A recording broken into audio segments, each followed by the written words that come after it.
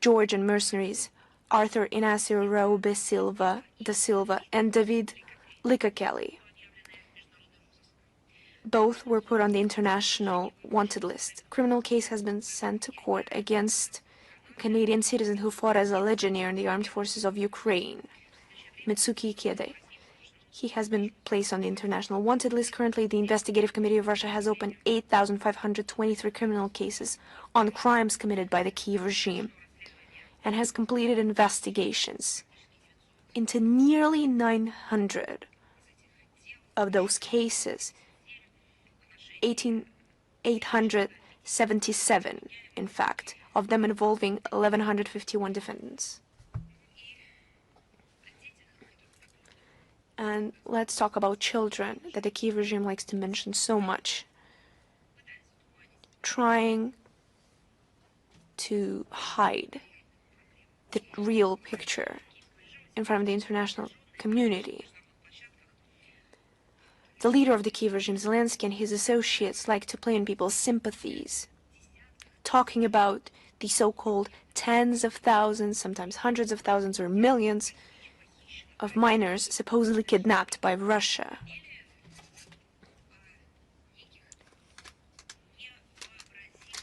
Or about the so-called unbearable suffering, as Zelensky likes to call it, of the Ukrainian people from Russian aggression. Draw an example from children. And as usual, they ask for money to alleviate suffering, restore mental health, that's a phrase I've seen as well, and return children. And then after receiving these donations, they are legalized through some charitable foundations. But that's where the conversion takes place, into direct pumpings into the pockets of the Kiev elite.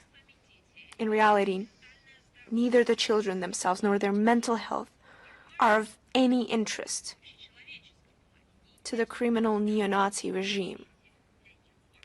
Yes, children are a factor for them. They are their instrument. They are a pretext and an excuse. And I'd like to give you some horrific examples.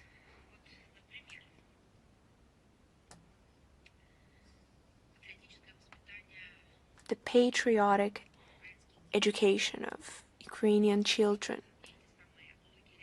We see these camps where minors in Ukraine, where they're imposed with nationalism, xenophobia in its direct meaning. And we see what is happening to children who have been transported, who have been, and it's not just their parents, close relatives, but some charitable funds who have been aided by Zelensky's wife, who have been transported overseas. Tens of thousands of Ukrainian children who are in Western Europe who have just vanished into space. No one is taking record of them. No one knows where they are. Neither their parents nor their close relatives, nor the authorities or the social services. Someone tries to draw attention to this issue, and some people try to alert them of the issue, but the Kiev regime is trying to silence any talks of that.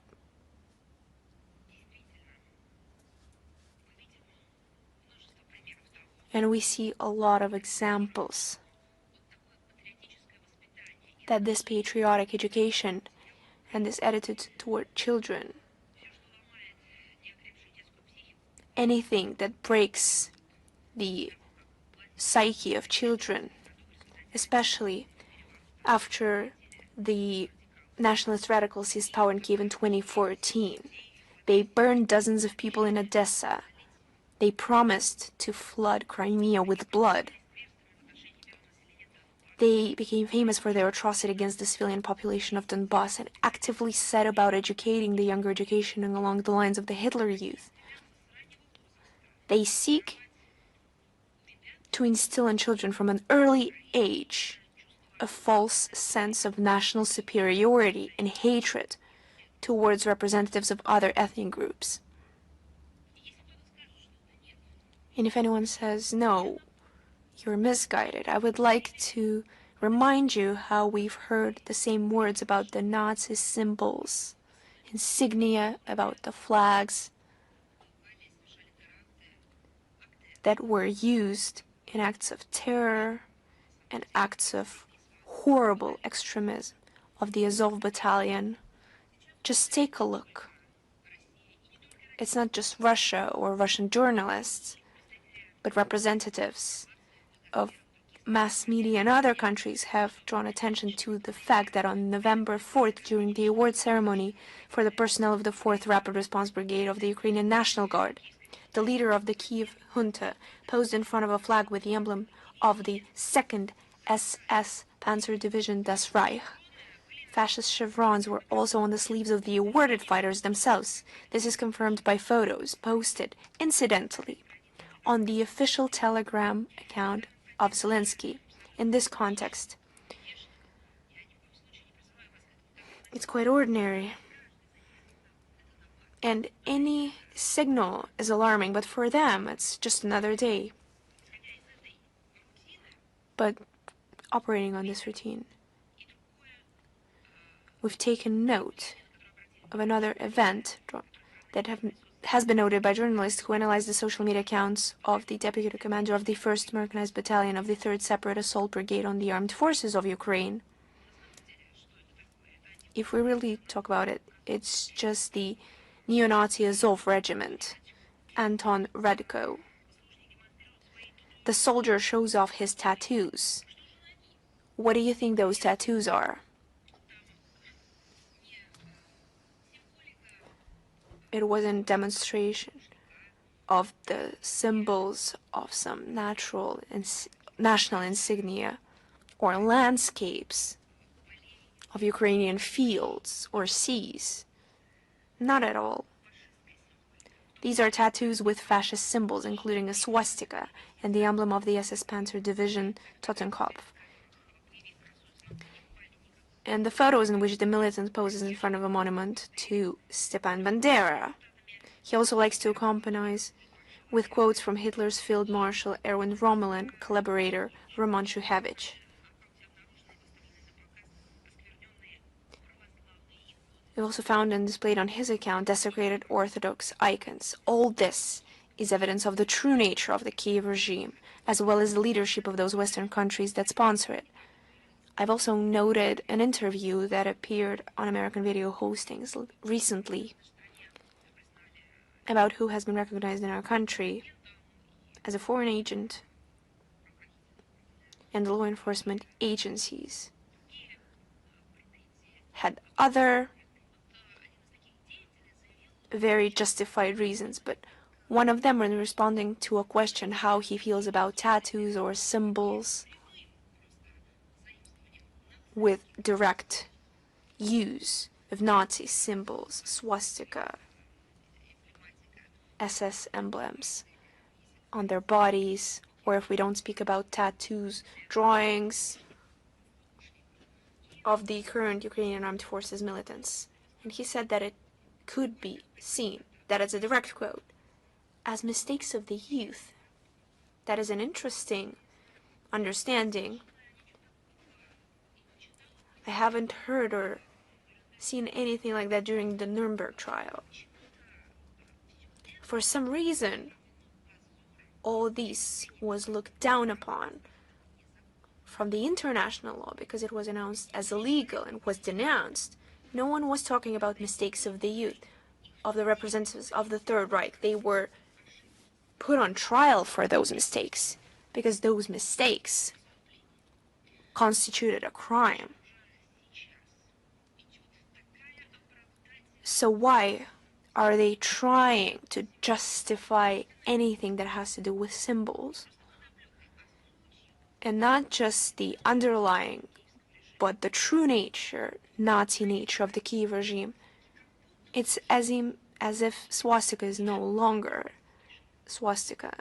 And the SS symbols are trying to be justified. They're trying to call it the mistakes of the youth, because they no longer have it in them to hide those symbols.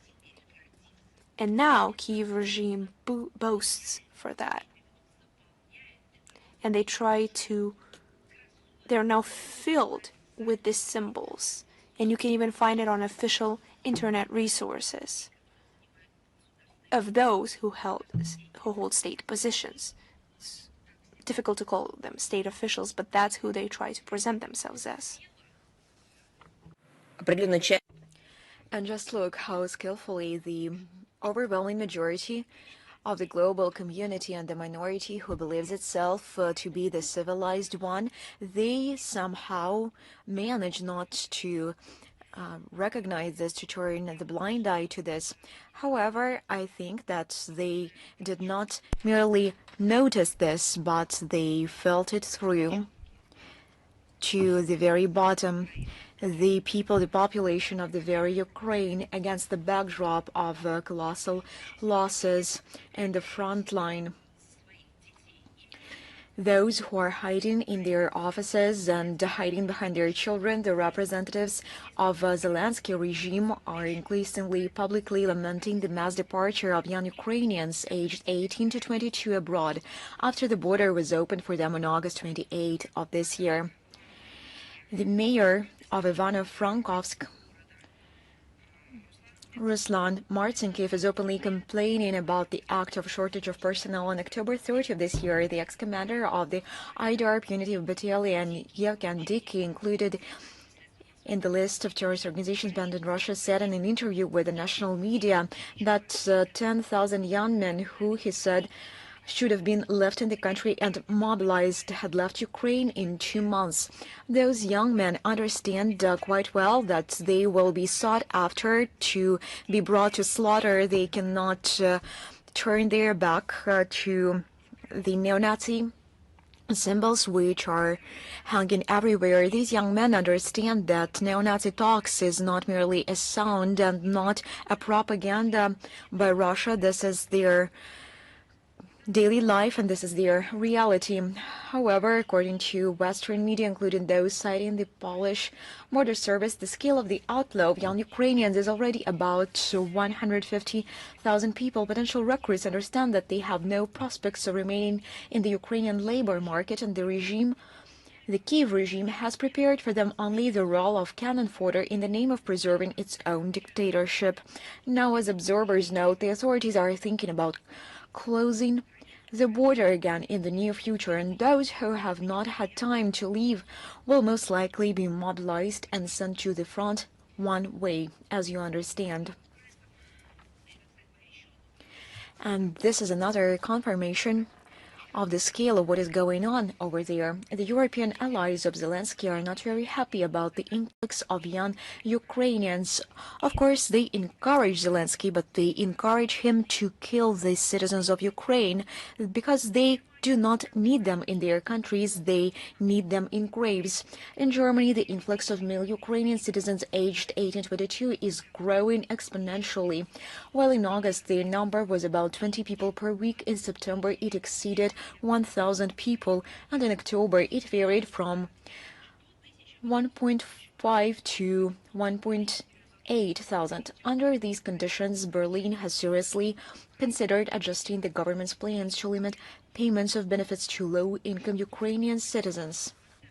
And now I address the German authorities. Do not restrict yourself. Do not pose any limits. You are responsible for those you have tamed. And this is nothing but it. You have promised in Berlin bright future for citizens of Ukraine, and now you should pay them. I can cite one example. The recent similar decision taken in Poland served as an example. This is not surprising, since the number of Ukrainian refugees in Germany, according to official statistics, is about 1.26 million people. And do you know how much they were paid in 2024 alone? I do hope that citizens of Germany are aware about those numbers, because the German authorities are stealing this very money from their pockets. In 2024, in order to provide for the Ukrainian so-called refugees. German citizens paid 6.3 billion euros in social benefits. No, those are not salaries. Those are just digits in euros to provide for citizens, to provide for the refugees which are doing nothing for the people of Germany. Bavarian Interior Minister Mr. Herman advocated for depriving Ukrainian citizens liable for military service of the right to automatically receive asylum in European Union countries, as he noted the situation when they come to Germany and receive benefits while Kiev need recruits causes a lack of understanding among many Germans. No, it's not that thing. Say it openly. Germans do not understand as many other citizens and residents of Western Germany who work a lot, why they are being stolen, why they are being looted in order to sponsor and to provide for the bloody Kiev regime. The citizens of many Western European states understand, and they see their economies collapsing and their lives collapsing. And usually those questions were retranslated and represented through mass media in democratic societies. Nowadays, in Western media, these questions are no longer asked. It is in Russia that our president speaks to the people on a regular basis and answers to the questions asked by the citizens of Russia, by the people of Russia. He speaks to them directly. He holds press conferences lasting many hours, answering to the questions of journalists who come from Russia and abroad, and we never refuse foreign journalists to ask a question to President Putin, even if they are provocative. It is in Russia that President Putin holds the direct line. Perhaps in some Western European states, sometimes just one time, ventures and holds the direct line with their own people and not the election, which are no longer democratic, but a direct line, the question and answer session with their own people. It is only then when they will understand what their own people think about the support of the Kiev regime paid by their own finance. And by the way, surveys of young Ukrainians who have entered the Federal Republic of Germany show that the majority of them immigrated to escape forced mobilization. Nowadays, the button which says human rights, emergency support is no longer active. It has been deactivated. Now they are not in the habit of dealing with human rights on a daily basis. Similar discussions have intensified in other European Union countries that have felt the burden of supporting Ukrainians, for example, in Poland, the Czech Republic, and Ireland. The situation illustrates the so-called limits of the solidarity of Western countries with their Kiev protégés, who are supposed to continue to mobilize their population in order to fight Russia for the sake of Western interests. While the European military-industrial complex musters hundreds of millions of euros in budget and loan funds, those are the people of Ukraine who must continue to die. And to elaborate on this subject, I would like to speak on desertion in Ukraine. The anxieties of the Zelensky regime, which is concerned about its self-preservation, are understandable. The average number of those who have left the ranks of the Ukrainian armed forces and the battlefield, according to the official data of the Prosecutor General's Office of Ukraine alone, remains stable at the level of 15 to 18,000 people per month, with a so-called monthly mobilization. Now, in this case, tens of thousands are appropriate, and those numbers are not appropriate when they speak about abducted children. These are numbers of those who left the battlefield, not the children who were kidnapped.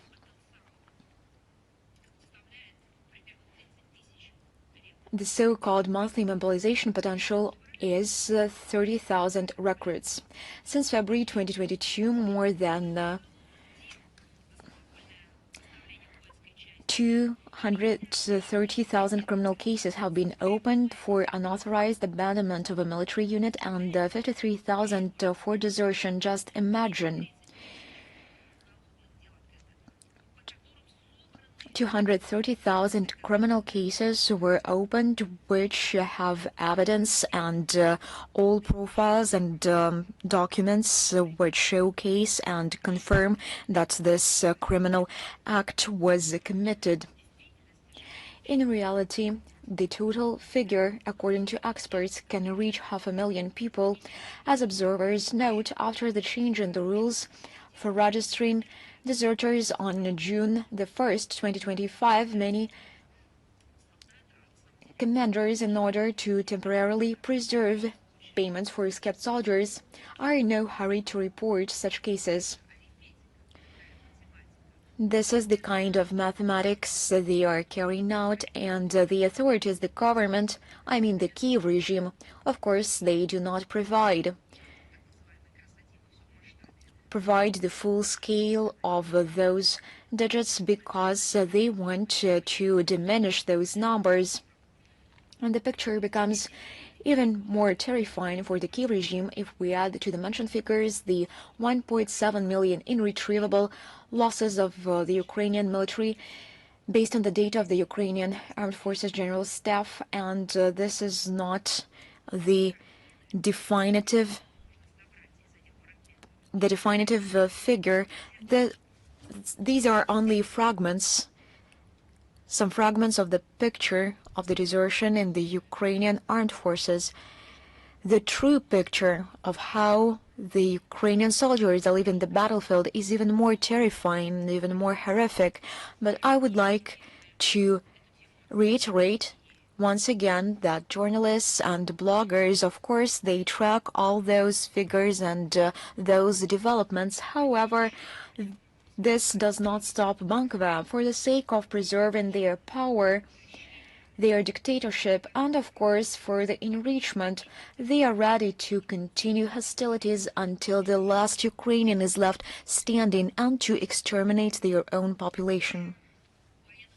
Now, speaking about the military needs of the Kiev regime, we noticed the analysis of Ukraine's budget and expenditures for the needs of the front and current needs published on October 30 in the British journal The Economist. According to the publication's calculation, to continue the conflict against Russia in 2026-2029, Kiev will need $389 billion in financial resources and weapons. Once again, $389 billion.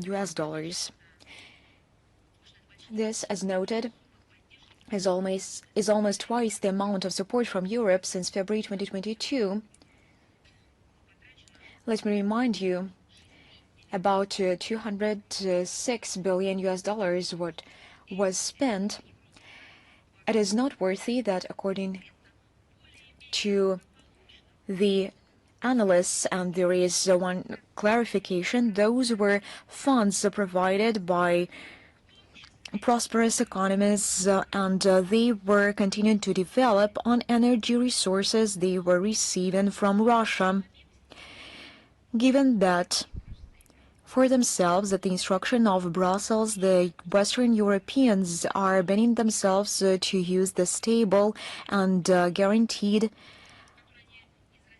energy resources at a reasonable price they used to buy from Russia on a regular basis, given the evident trends of economy stagnation, their own economies, I mean, and any attempts to revive their economy by militarization of industries alone. You can imagine that the doubled burden of expenditure on the Kiev regime will kill the Western European countries.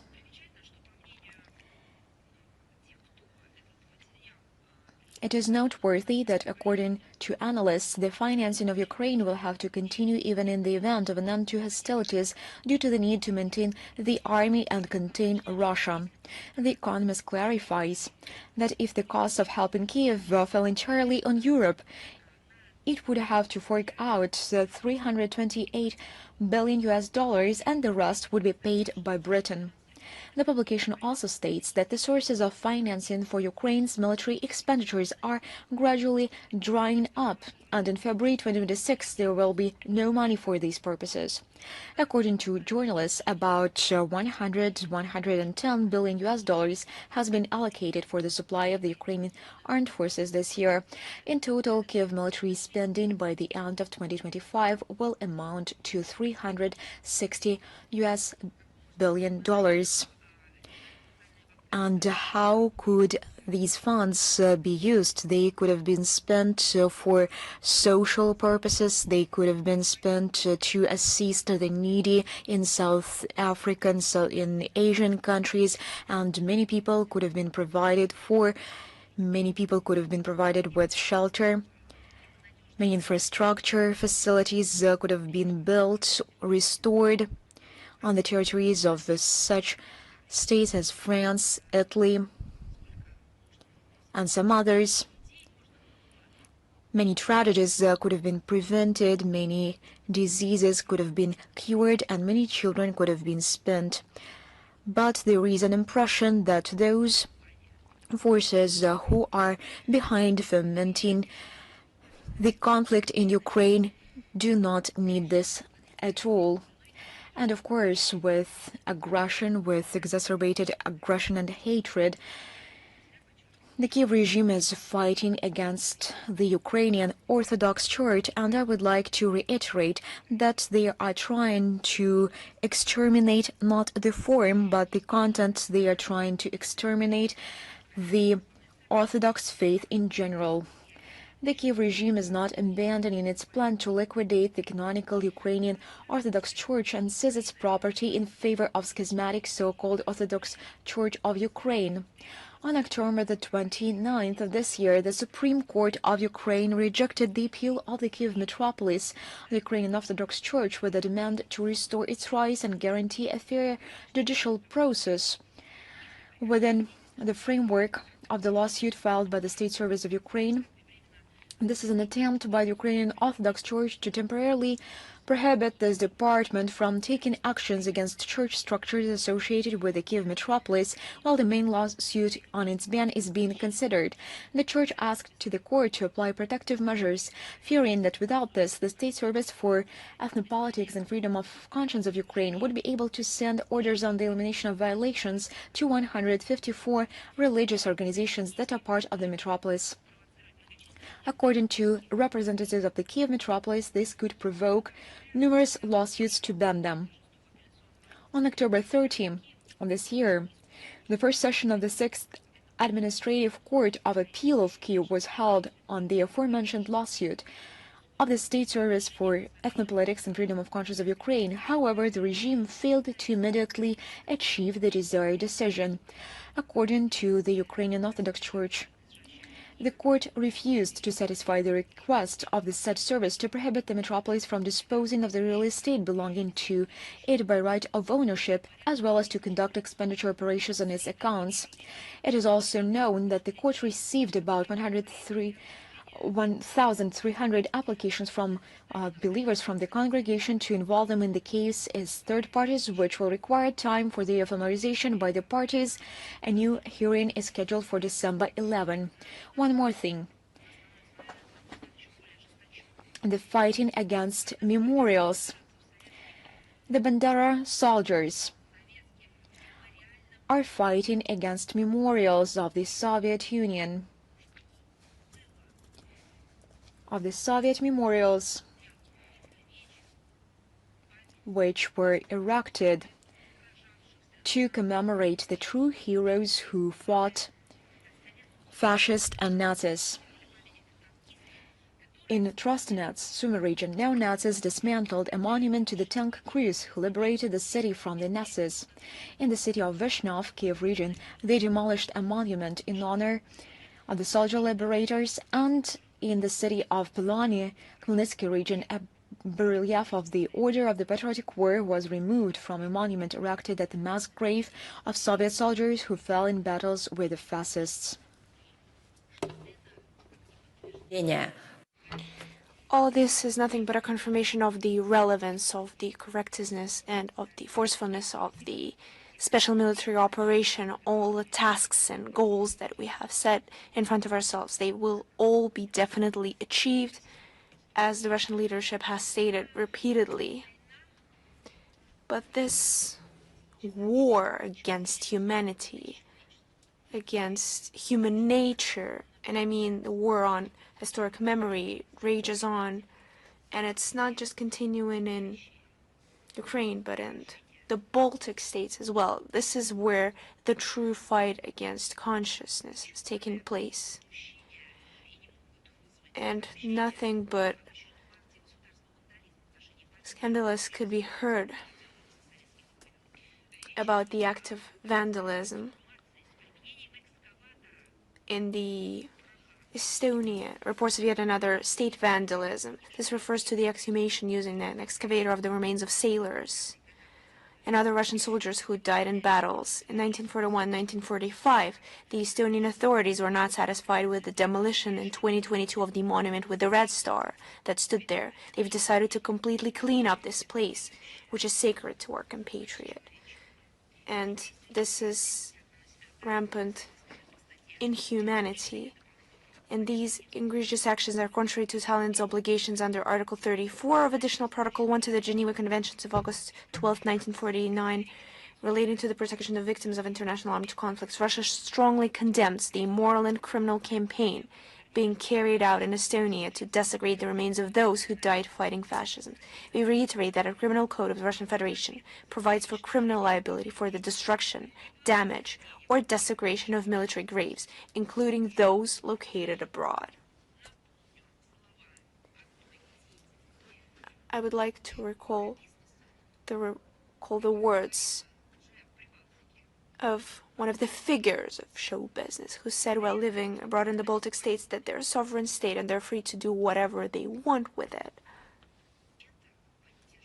Is that what you're supporting? Are you supporting the so-called exhumation by excavators when in fact it's a new term? Excavator, exhumation of bodies of heroes who fought against Nazism. Then feel free to say it up front that you're not just advocating for aesthetics, but you're supporting neo-Nazism. But Estonia is not just known for that. You have to understand neo-Nazism is not just about the past. First and foremost, it's about the present. Because the fight continues not just with a historic memory, but against their own citizens. While utility fees continue to rise in the Baltic states, they have some of the highest inflation and unemployment rates in the European Union. And against this backdrop, Estonia plans to introduce in January 2026 an additional surcharge on electricity payments, which will be levied on both consumers and producers. And these actions that are useless, the Estonians are trying to cover up with ostentatious arguments that this measure, do you know what's their excuse? Is a price to pay for energy independence from Russia. I believe that's perfect explanation, perfectly reasonable explanation. I don't know. Perhaps this line should be continued. Anorexia is a price to pay for not consuming food. It's the same line of logic. It's true insanity what they're trying to claim. The ruling Baltic regimes, as a result of their anti-popular policies, have already caused a catastrophic mass exodus of citizens from their countries. About half of the remaining working-age population is also considering moving to economically developed countries. The birth rate is declining and life expectancy remains one of the lowest in Europe.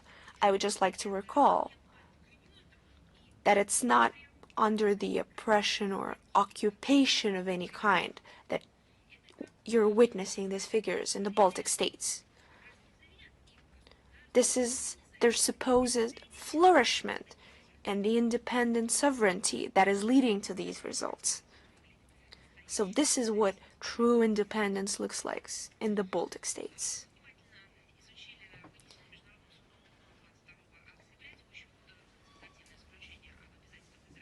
We have carefully studied the advisory opinion issued by the International Court of Justice on October 22nd this year on Israel's obligations as an occupying power and a member state of the UN with regards to the activities of the UN and other international organizations and the presence of third countries in the occupied Palestinian territory.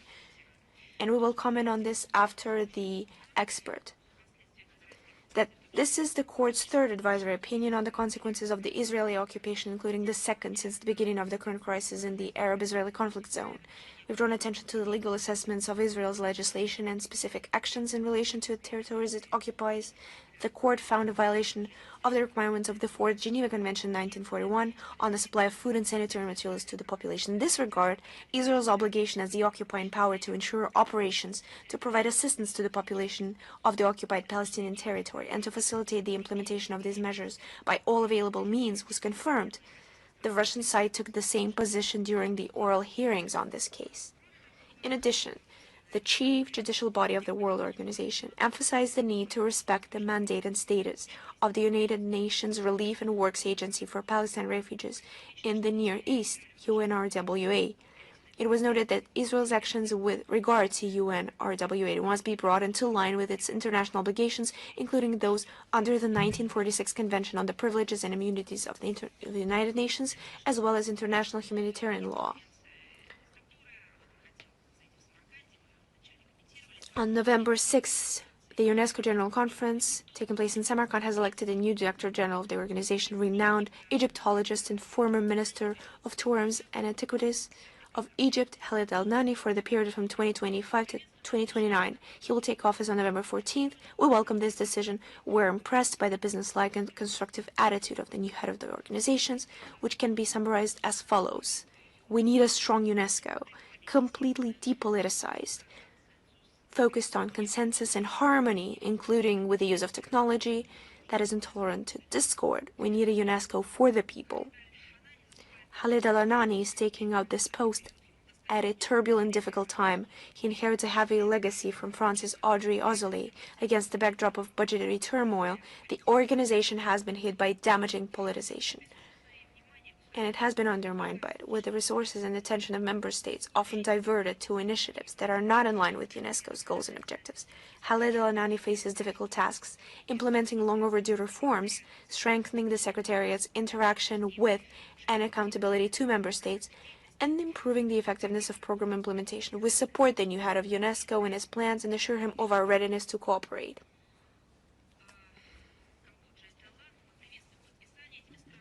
We welcome the signing of Cambodia and Thailand at the ASEAN Summit in Kuala Lumpur on October 26 this year of a joint declaration aimed at resolving the border conflict. We are confident that the agreements reached with the assistance of the Malaysian chairmanship of ASEAN will contribute to the peaceful resolution of existing differences, the establishment of close bilateral dialogue, and the long-term and sustainable normalization of this situation.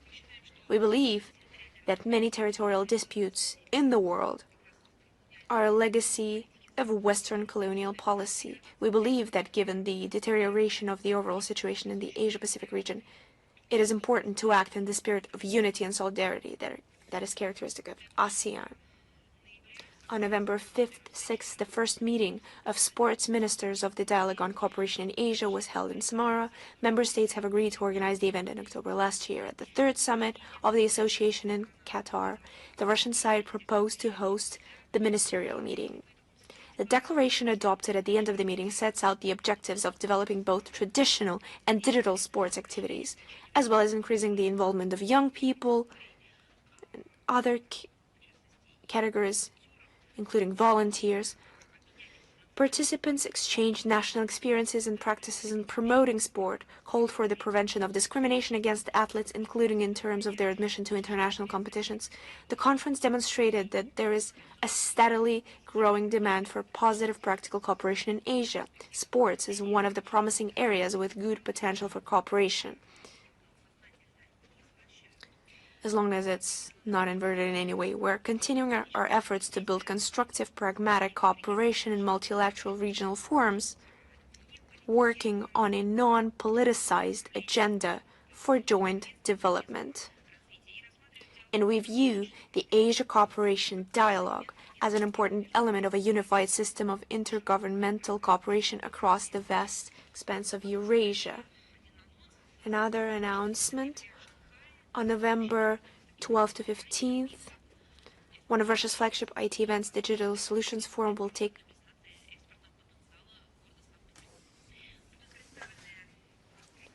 the large presentation of the export potential of St. Petersburg will take place for the first time at the leading international food and beverage exhibition in Shanghai.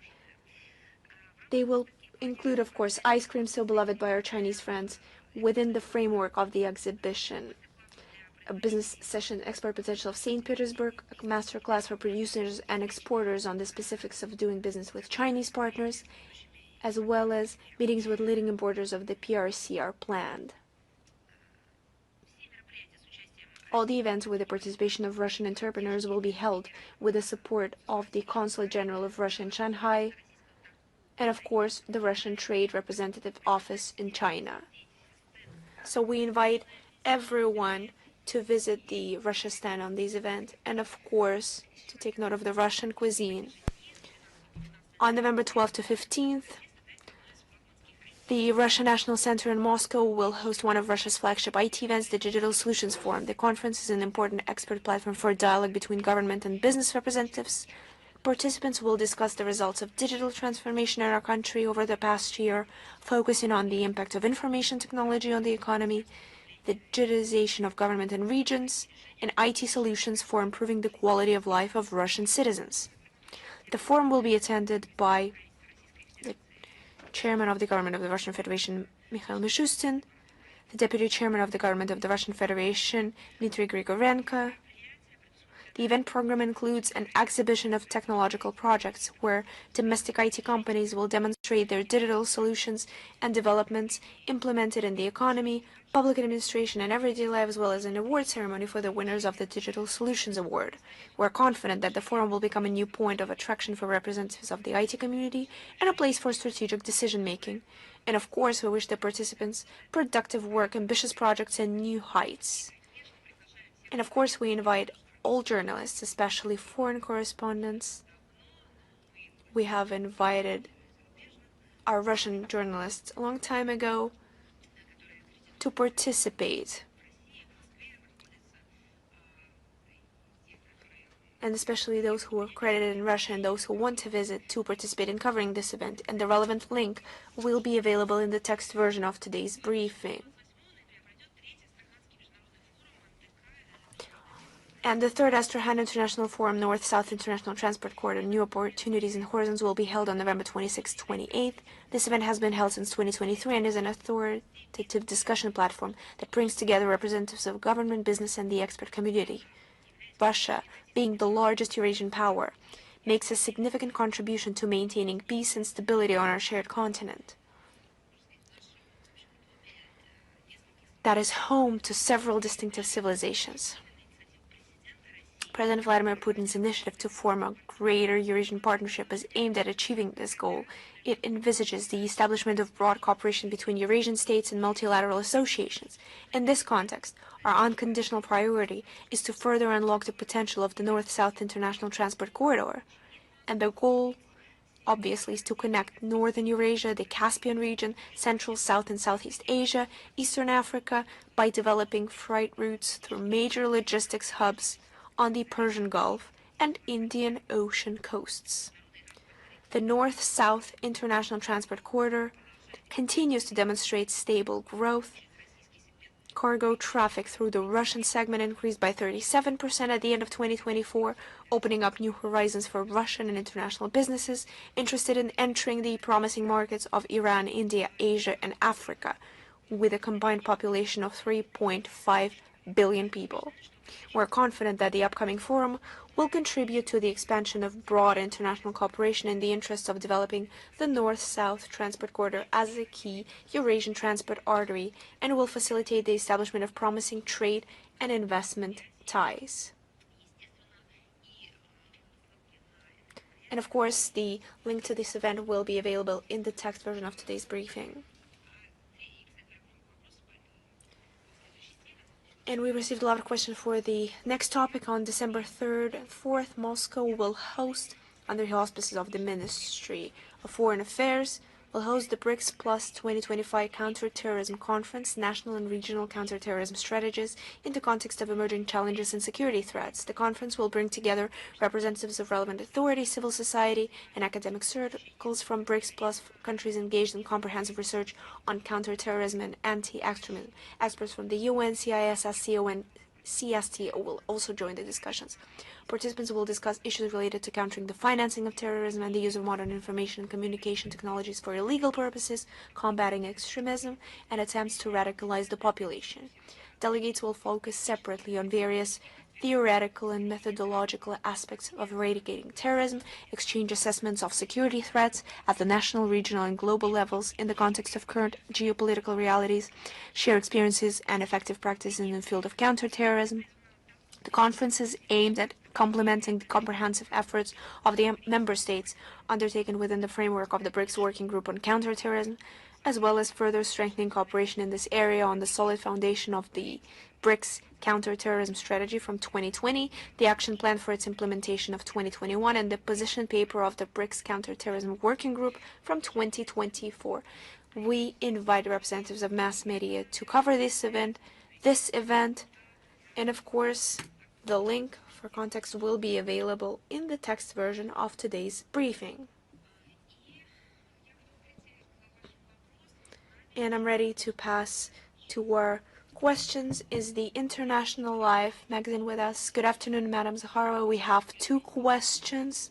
First of all, how could you comment the reports of the American mass media that the U.S. administration has at least 3 plans to conduct a force operation against Venezuela in order to overthrow the power in this country? First of all, this should be commented on by the official representatives of American authorities. I saw that there were comments disproving that, but I believe we should operate based on their official position. And second, our approach to the situation in the region, we have given our assessments repeatedly, and we're ready to present them once again. Any escalation will only lead to more problems. There are different tactics, different means of conducting affairs, but obviously what a number of American observers and experts are talking about in different structures of authorities, all this appears in mass media. This open aggression will once again lead to nothing but the aggravation of the situation, instead of resolving the substantive issues that could easily be resolved through legal, diplomatic channels within the international law. I would like to recall such stories as for how the US used force and how they were on the brink of resolving a conflict or fighting another emergence of universal evil. These cases have been numerous. They had a lot of pretexts, used a lot of arguments, but just look at real examples. The situation in Iraq, the situation in Afghanistan. Different situations, different means of US presence, and the Afghanistan even had the UN Security Council mandate, but they still didn't follow it. So this situation could be used here as well. Just the situation in the Middle East, the north of Africa, they're proving that this approach, based on the force, without the international law, without any mandate or any clearance, only leads to the aggravation of problems, both already present in the issue and in the US themselves. Thank you very much for your answer. My second question, according to reports from the Bloomberg News Agency, the United Kingdom authorities have sent a new batch of Storm Shadow cruise missiles to the Kiev regime. The article indicates that this decision was made against the backdrop of Trump's refusal to send Tomahawks to Ukraine. How would you comment on this? Well, long ago, not 1 year ago, not 2, not 3, or not 5 years ago, I did question the materials spread by this news agency that you mentioned, and long ago I have been saying that it is no longer mass media when it comes to the genre, when it comes to transparency of its actions. It's nothing but the place where the data is no longer verified. That is why, to comment on the information that they published, I am not going to do this. Many times we disproved the misinformation they have published about Russia, but I would like to say about different thing. No doubt, our Ministry of Defense tracks deliveries to the Kiev regime by different Western coalitions, and we comment on this based on the data we receive from the Ministry of Defense. But another thing is of interest in this case. I believe that the key point is that the Great Britain, from point one, was interested not in diplomatic and political settlement of this question, but in fomenting and triggering this conflict. This was long before 2022. Just remember how the British ship forced its way through close to the Russian border in 2022. Just recall the destructive behavior of British representatives when there was an opportunity to hold negotiations with the representatives of the Kiev regime at their request in 2022. That is why Britain was in favor of escalation in Ukraine from the very beginning, and it was doing everything possible in order to prevent by all means the diplomatic settlement of this crisis with the political tools in order to find a solution to this crisis. That is why the position of Great Britain and the official authorities in London have not changed at all. We understand quite well what they are being engaged in. They are engaged in the escalation of the conflict. This is the only thing they need in this regard.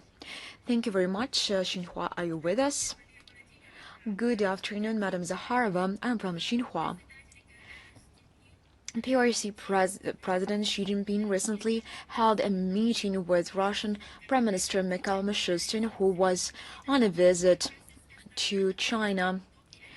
What does Russia think of the outcomes of this visit, and what do you think of our further development and an interaction in line with the strategy of socio-economic development and China's 15th five-year plan. I believe that this visit was well covered by mass media of Russia, China, and global media. Let me remind you that from November 3rd to November 4th, Mikhail Mishustin paid an official visit to China in order to hold the anniversary meeting of the heads of governments of our two states. He was received by the head of the People's Republic of China. The parties discussed the strategic partnership and the other relevant points with a focus on promoting development, trade, and economy. They also exchanged their views on projects in the humanitarian investment spheres. They also exchanged their opinions on the international regional agenda. The visit was held in a friendly atmosphere, which is a key feature of Russian-Chinese relations. Also, the key great number of agreements was signed, including in agriculture. The cooperation between our two states plays a key role in global development, and the two sides agreed to boost cooperation in key spheres. Thank you very much. RIA News, are you with us? Good afternoon. We have two questions today. My first question. The Moldovan government approved the denunciation of the agreement with Russia on the creation and functioning of cultural centers in order to close the Russian Center for Culture and Science. I would like to learn your opinion in this regard. Well, to understand or to build a logic chain of events, of consequences, why Chisinau carried out these steps. Let me remind you, on November the 5th, the government of Unteanu, absolutely in a groundless and counterproductive manner, took the decision to denounce the 1998 Russian-Moldovan Intergovernmental Agreement on the creation and functioning of cultural centers.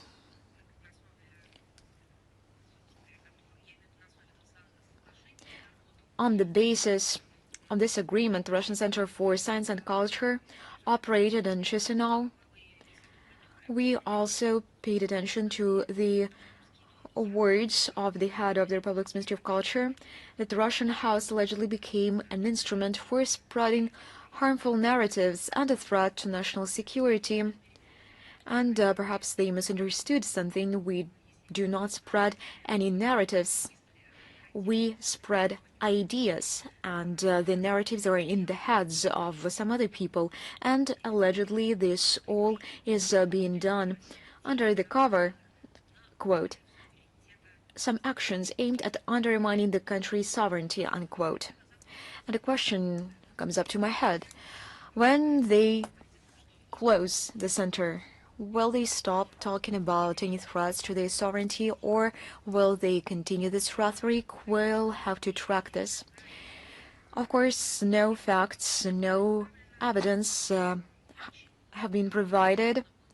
Nothing that could be used to prove this. Why I say that no logical, no consequential chain can be formed in this way. When you accuse something, you have to provide some evidence, some symbolic evidence or some practical evidence. You have to cite some examples of any destructive activities. No examples have ever been cited. Why so?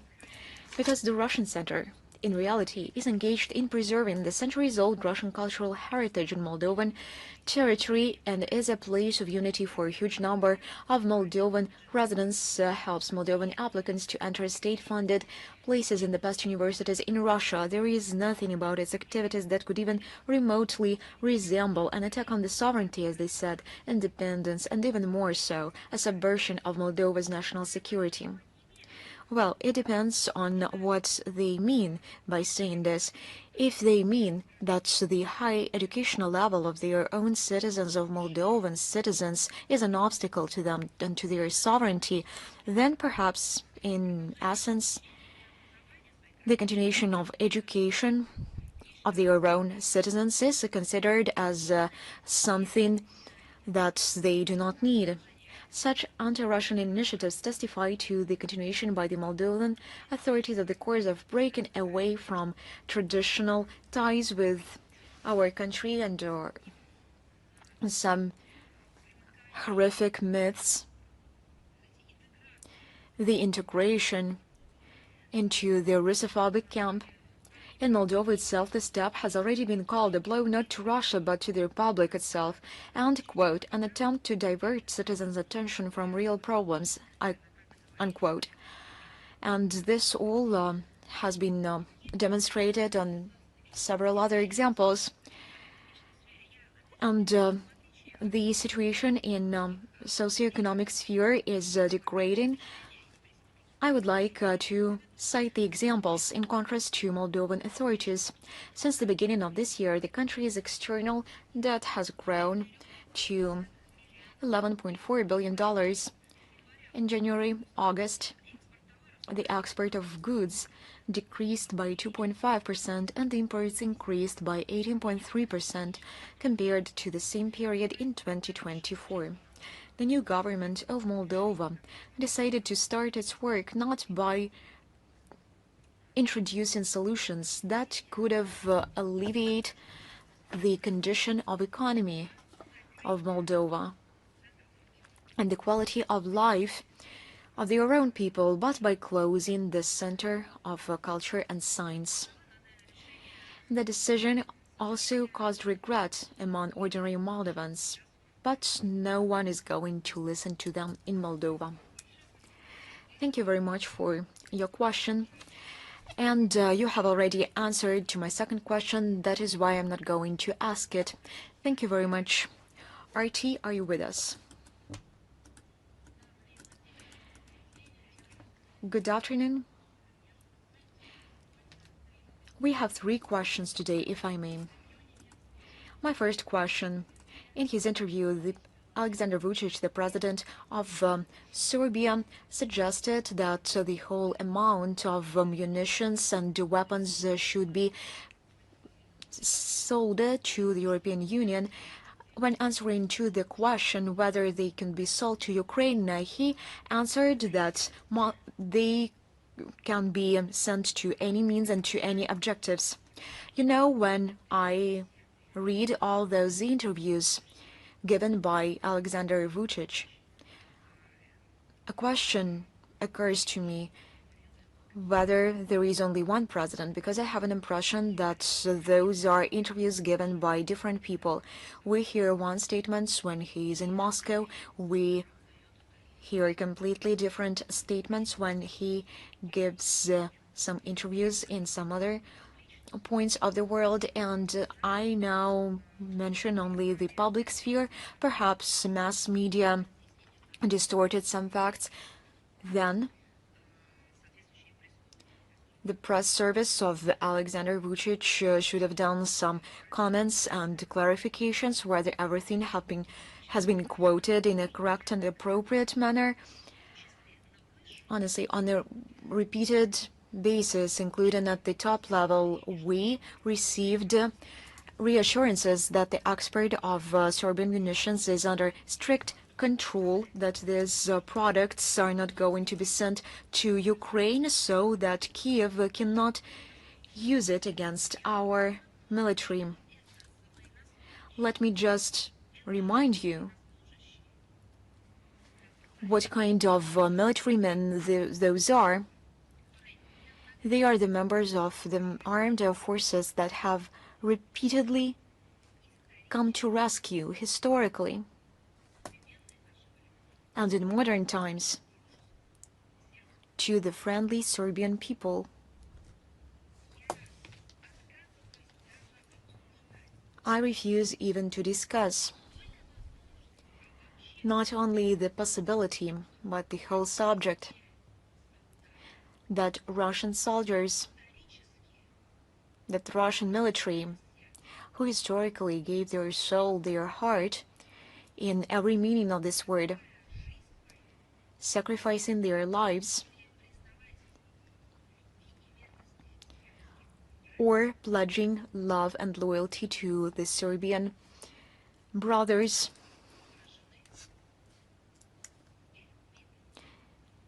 would ever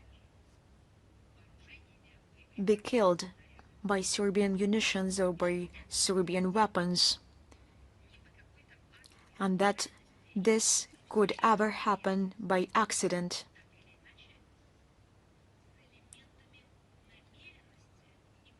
But deliberately. I refuse even to think about this. I'm convinced that this should never happen. We proceed from the assumption that Belgrade will strictly adhere to the promises it made. There is a wording, I do not know how you will translate it into Serbian, the promises they gave us. I am not going to use this this word us. These promises were not given to concrete people, to concrete state. These promises were given by a sovereign state elected by people. They were not addressed to someone individually. It was not targeted. It was declared as a position of a legitimately elected president who expresses the will of his people. Thank you very much. My second question. The new government of Japan is toughening its rhetoric against Russia and the DPRK while forgetting its own crimes during the Second World War, in particular the massacre of Korean residents of the village of Mizuha on Sakhalin by Japanese militaries in August 1945. What do you think about this?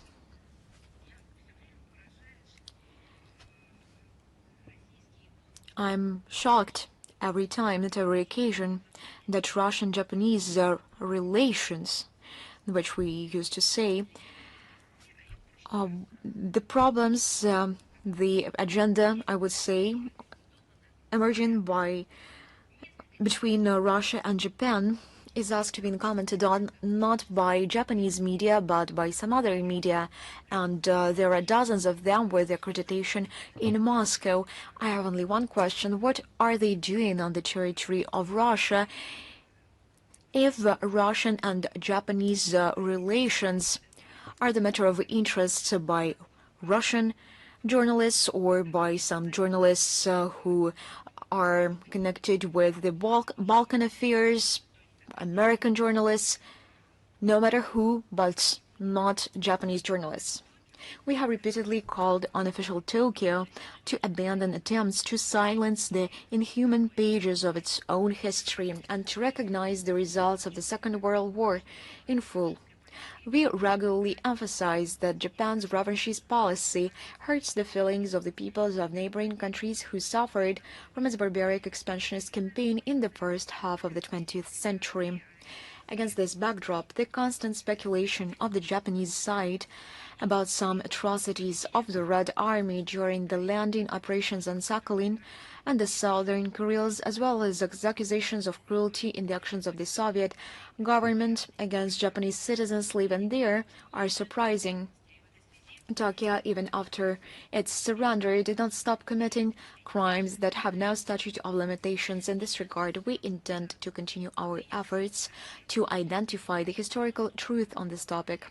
Since 2021, the Russian side has been systematically working to declassify documents containing information about the bloody massacre by the Japanese of the Korean residents of the village of Mizuha on Sakhalin, now the village of Pozharska, although discrimination and violence against ethnic Koreans in the territory of what was then part of the Japanese Empire, the southern part of Sakhalin Island, were regularly recorded.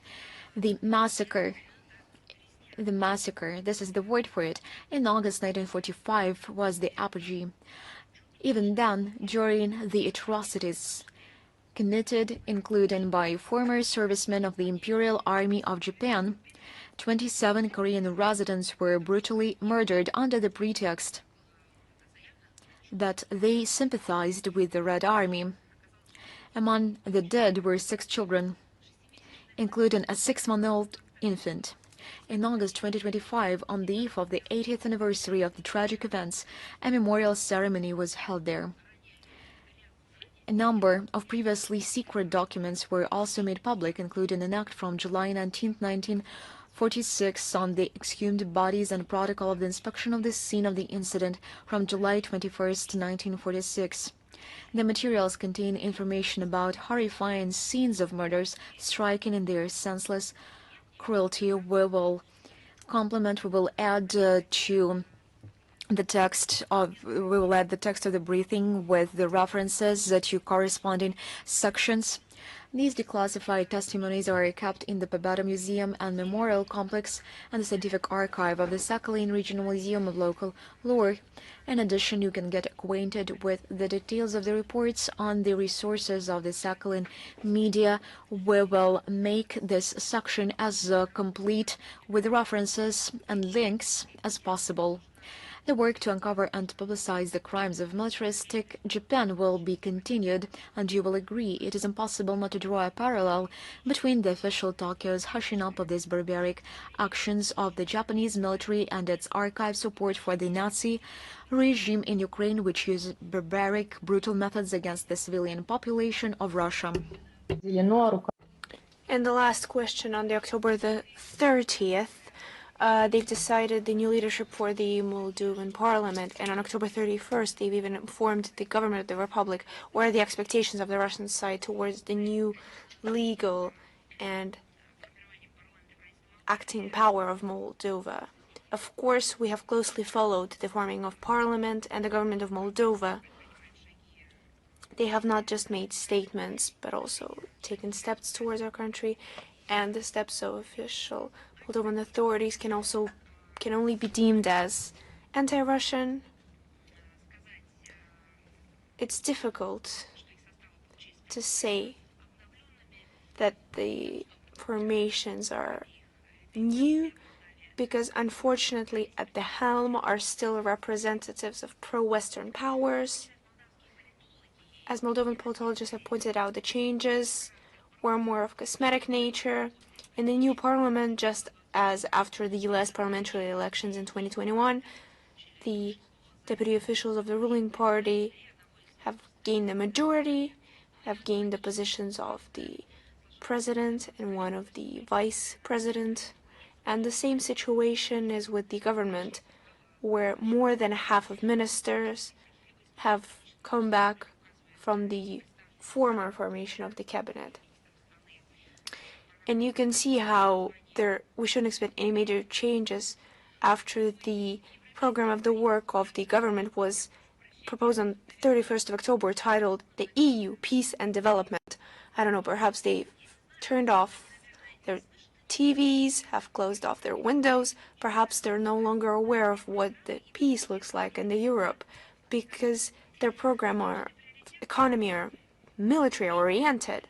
Among the priorities of them are the conclusion of the negotiations by 2028 on joining the European Union, integration in the architecture of European security, as well as the modernization of legal and institutional base according to the EU standards.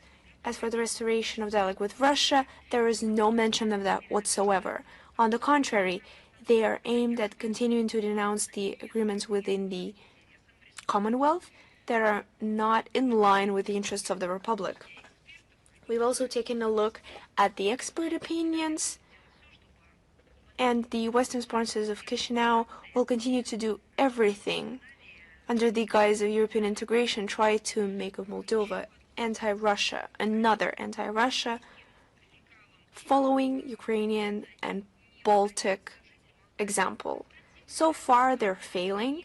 Moldovan residents are advocating against being forced to do it. They remember and appreciate the contribution of Russia into the preservation and development of Moldovan statehood and national identity. And I'm convinced that looking what is being done to them, the citizens will not abandon their plans. We once again confirm our openness to restoration and development of constructive bilateral cooperation in the interests of people of Russia and Moldova. And of course, we will protect anything that has to do with real, true spirit of cooperation, friendship, in the name of our two peoples. Thank you so much, and I wish you a good day. Thank you so much. Is Reuters with us? Madam Zakharova, good afternoon. We're here, and we have a question about the recent Financial Times publications that reported that the U.S. were supposedly amazed by the intransigence of Russian Foreign Minister Lavrov during a meeting with Secretary of State Marco Rubio on the sidelines in September. And according to the sources, Lavrov's uncompromising stance regarding the conflict in Ukraine led to doubts on the American side about the negotiations of Moscow and Ukraine on the settlement. How could you comment on this report? It's like you knew what to ask. This is an incredible story, and I believe, and it's worthy of Agatha Christie works. If this article appeared back in the days of Agatha Christie, I believe it could be a pretext for another detective story titled A True American Article. Now let's take a look. Financial Times is a British source. Of course, there's an international component and a wide network of special correspondents, and there's different financing, but the main headquarters, and how to put it best, I don't want to say the main roots, but the main intellectual power is London. So an article comes out dedicated to the US-Russia negotiations. The article makes references, this British news article makes references to the supposed sources aware of the state of negotiations between Russia and the US. So who could truly be aware, first and foremost, with the state of negotiations? Either representatives of the Russian Federation, but the article is clearly anti-Russian, or the representatives of the United States. Could the sources of the current American elite have anti-Russian nature? Of course, they have different sources. Could those be sources truly aware of the situation? Sure. But there is a certain point that does not make sense. Either those American sources truly aware of the situation around the negotiations would not leak this into a British source. They would give it to their own journalists. Secondly, why would a British newspaper publish material that not just takes pleasure in the theme of Russia-US issues, as they've put it nicely, but they make an announcement out of it without mentioning any names. Perhaps we weren't expecting names, but not even their position or the area where the source is coming from. Why such article came out? That's because it's the UK, and I don't mean the British people, but the conglomerate of political elites, of special services. It's them who are the main basing point of escalating the situation around Ukraine. There's a lot of proof of that. First and foremost, I've already pointed it out. This destructive, provocational action implemented by the UK way before 2022 around the situation in Ukraine, around Ukraine, and of course against the European Union, that was aimed at weakening the European Union. But we also recall 2022, who was behind the undermining of the negotiation process that began back then. Of course it was the UK, and it wasn't just one newspaper or a couple sources, but directly Boris Johnson, if I'm not mistaken, who was the prime minister back in the day. Was he the prime minister? Who personally came to Ukraine and dissuaded the Kyiv regime from continuing negotiations with Russia. Why? Because the negotiations and diplomatic settlement and any kind of peace in Ukraine were not needed. They were not convenient for the UK, and it was the same nature and the same spirit that were present when publishing this article. And of course it wasn't just published in order to gain likes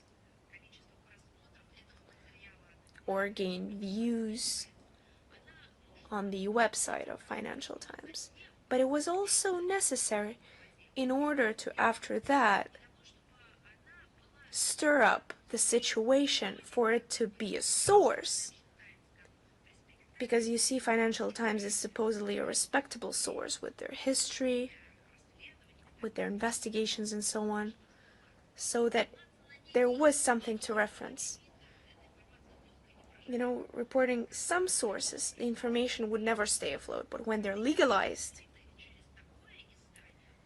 but when they've passed through a publication like that, and just take a look at how it's sing-sung right now. So we shouldn't comment on what is written in the article, but we should comment on the fact that it's yet another element of information war that is part of a hybrid war waged by the collective West and its Anglo-Saxon bloc, where Ukraine used as an instrument and peace, stability, and security on the European continent are the anti-goal for them.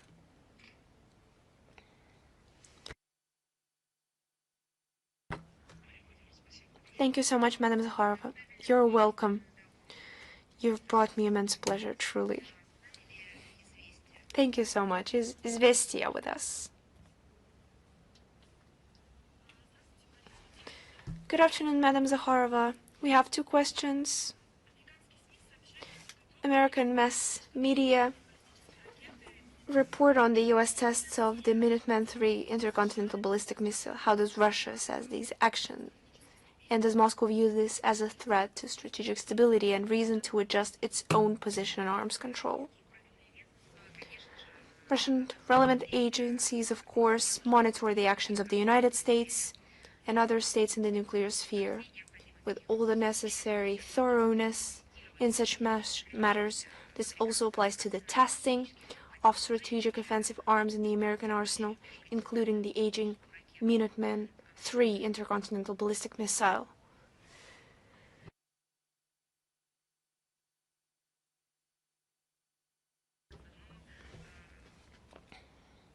I will verify the correct pronunciation. And I'd like to take a look at the etymology of the name. Didn't really think much of it before, but the very same missile that was mentioned, as far as we can judge right now, based on the reports that have been made public. In this case, we're talking about relatively routine actions. But I would like to reiterate that this is just a preemptive analysis, the experts will speak on it as well. But attention is also drawn to the fact that the event followed the ambiguous statements by U.S. President about his intention to intensify testing activities related to nuclear weapons, allegedly in response to some supposed equivalent steps by Russia and China. At the same time, we still have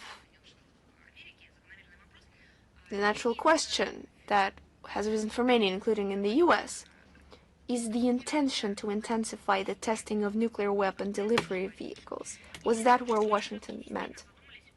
Or did Washington indeed contemplate the direct resumption under far-fetched pretexts of explosive tests of nuclear warhead elements, in defiance of the provisions of the Comprehensive Nuclear Test Ban Treaty and the content of the relevant national moratoria, which once again were initiated several decades ago for the period until this agreement enters into force for all countries of the nuclear five, of course including the US. I believe the US representatives should answer these questions. If it's the latter, that this will undoubtedly create an extremely negative dynamic and trigger responsive steps from other states, including Russia. This is what recently, just the other day, was mentioned by the President of the Russian Federation when commenting on the subject. For now, we know that the signals coming from the Washington cause justified concern in all corners of the world. They continue to be contradictory, and their underlying reason should be clarified.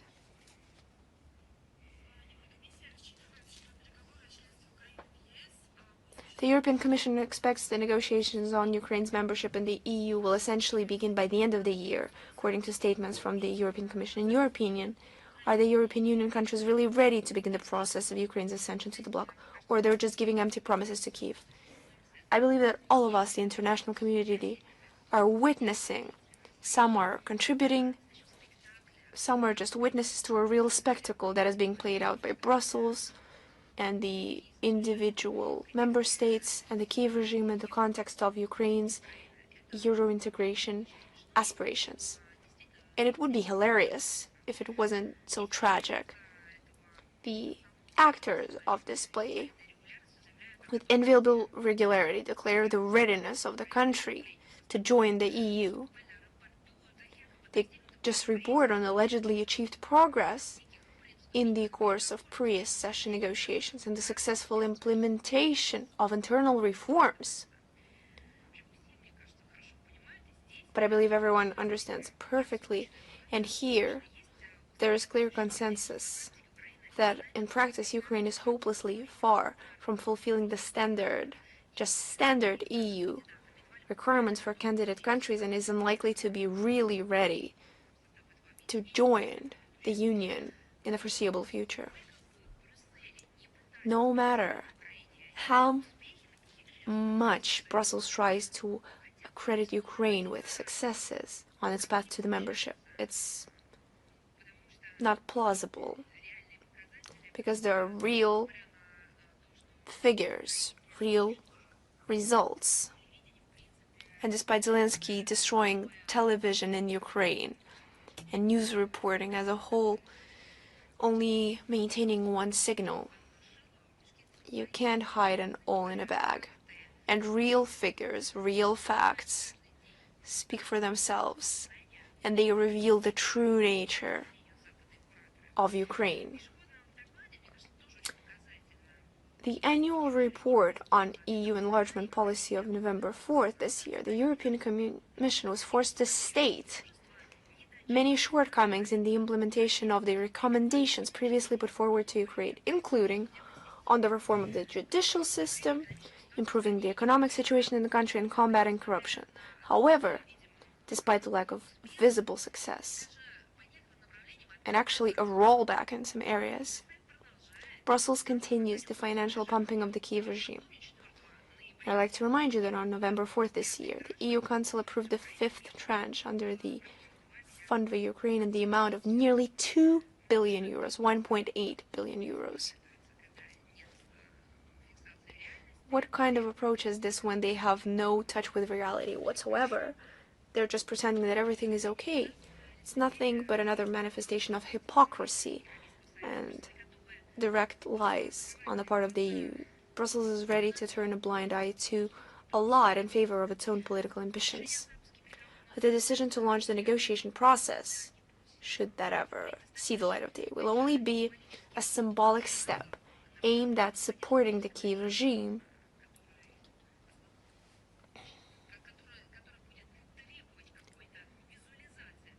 which will need to visualize any kind of support other than arms and money, and the launch of negotiations and European integration in this case are two different things. Of course, they're doing everything in their power to create the vision of Euro integration efforts, but the more they try to deny the reality or try to keep quiet, the more people understand that it's just a simulating apparatus. And the prospect of Ukraine membership is met with increasing discontent from the EU member states or the EU candidate states.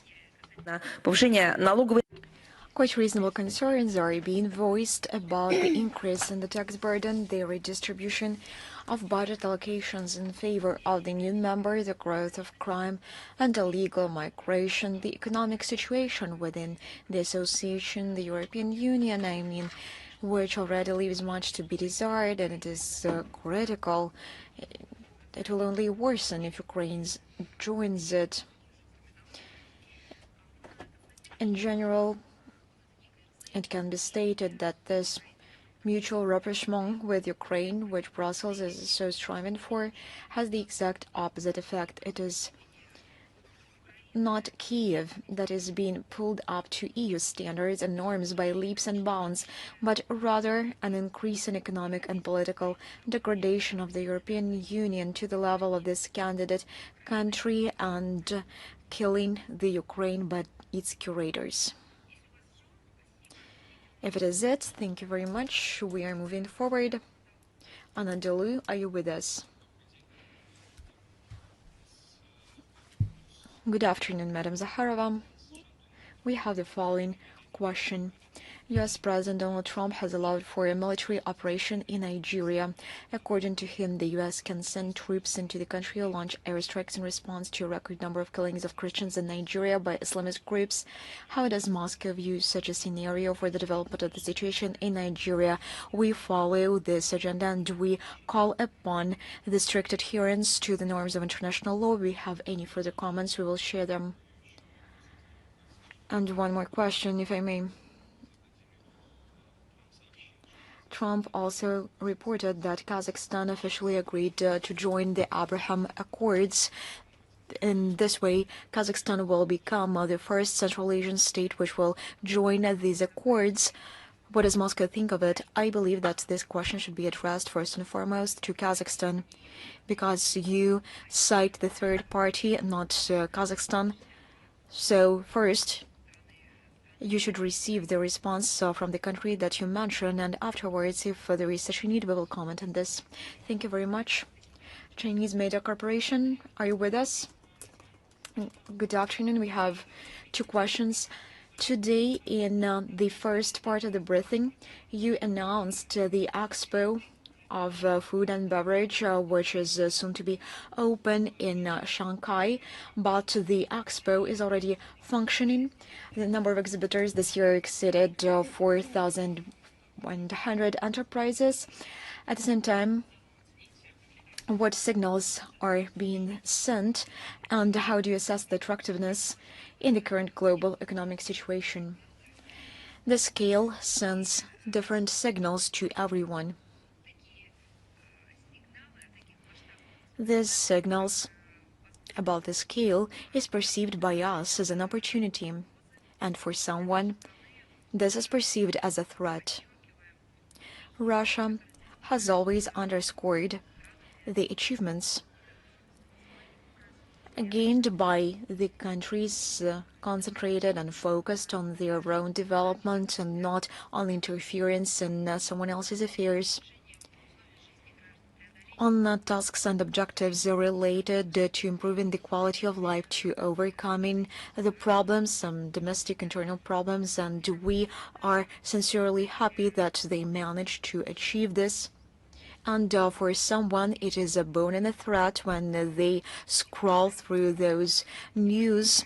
Perhaps they are envious, perhaps they understand the reality and cannot reconcile themselves to it. For us, it is an opportunity to take part in these events, to gain some benefits from this, and to deepen our diverse cooperation. And for someone, this is only an occasion for new sanctions and threats.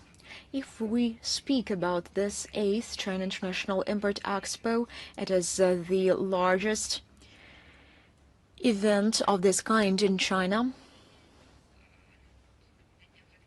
Just the other day, it opened.